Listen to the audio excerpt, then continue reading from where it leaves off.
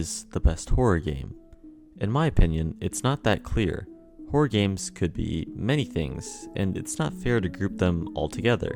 You have new games like Lethal Company and Outlast Trials that are basically comedies if there's too many people. On the other end of the spectrum, you have games that may be scary, but lack the element of fun that games should have.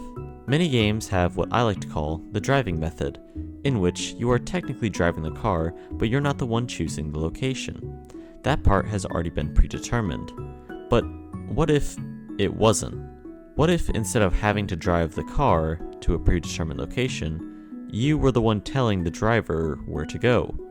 It sounds weird that you're not the one in control, you're only guiding it, but doesn't that make you in control of it all? Many horror games give you choices, but how many of those choices actually mean something in the long run? Or, better yet, did the choice even matter at all? All this leads to a good question. What if you were navigating the player? Well, you would have the game The House of Ashes. But what makes this horror game better than all the other ones I've mentioned? Well, I believe it comes down to one key factor. The House of Ashes was released in October of 2021 and was met with amazing reactions. The initial trailer for the game was also very captivating, which helped gain it more traction. The game starts off with a prologue, which happens thousands of years before the actual game.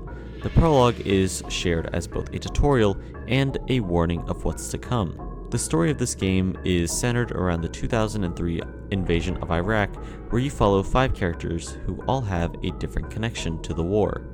But the war quickly becomes the least of their concerns as they are swallowed into the earth and into an underground temple.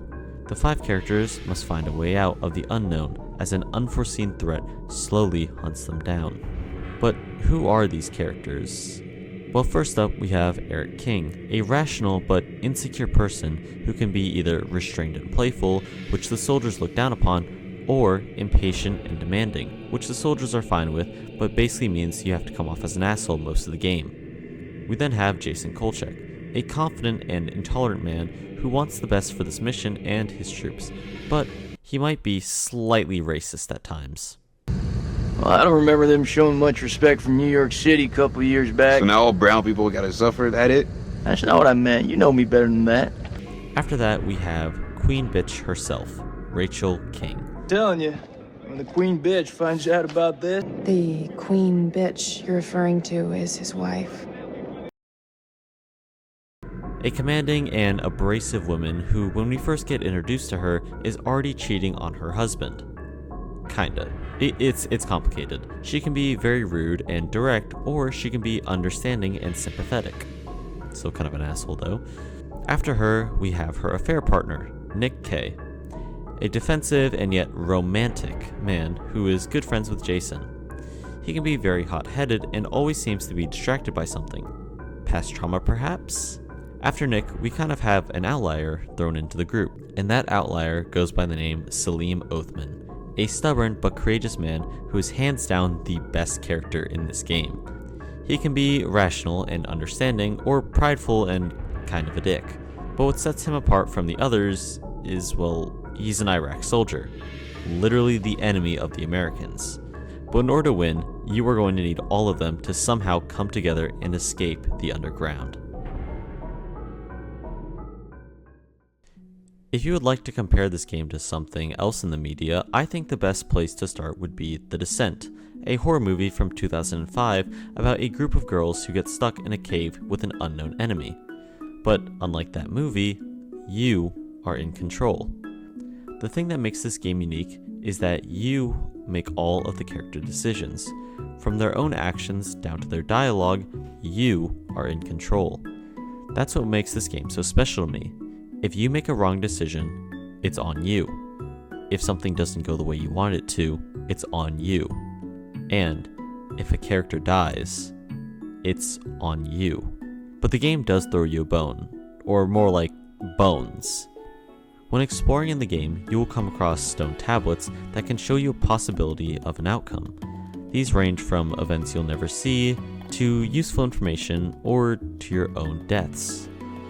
These tablets are very important to find because you never know what's going to come next, and with this, at least you have a chance. There are a total of 13 to find, and they all help out in different ways. Well, besides that one. That one helps you out in the next game. But what truly makes this a good horror game? Is it good jump scares? Is it meaningful character moments? Or is it just the scary atmosphere of the cave? Well, they are all good, but I still think the best part of the game is being the navigator, making all the choices that the characters have to stick to, and not being able to go back and change your decision. It's scary to think that you're a single slip up away from killing your characters. And that's what makes the game so special to me. There's so much more to this game, like different stories to uncover and artifacts that will tell you a whole nother story, but I want you to go in with as little information as possible to make your first experience as fun as possible. You can find this game on sale for about $10 on Xbox. Usually it'll be $20. I don't recommend buying it for that, but I do think that the $10 price tag that it goes on sale for is very worth it. I've been Night Guy, and I'll see you all soon. Goodbye.